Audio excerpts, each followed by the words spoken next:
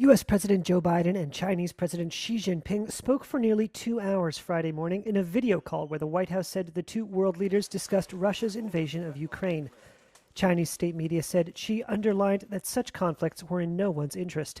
The call comes amid U.S. warnings that Moscow had asked Beijing for military and economic assistance as the war drags on and sanctions cripple the Russian economy. Russia denies making the request, and China said the reports were false. Beijing has so far declined to criticize the Kremlin over the invasion. China and Russia last month announced a new strategic partnership, and Washington is worried that China could help Russia circumvent economic sanctions.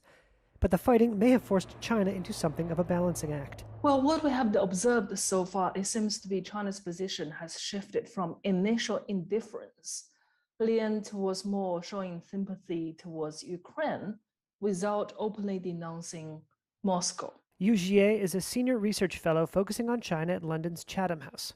So China is really hoping out of this crisis they'll be able to maintain that fine balance. But however, the fine balance will be very difficult for Beijing to maintain anyway at the end of the day.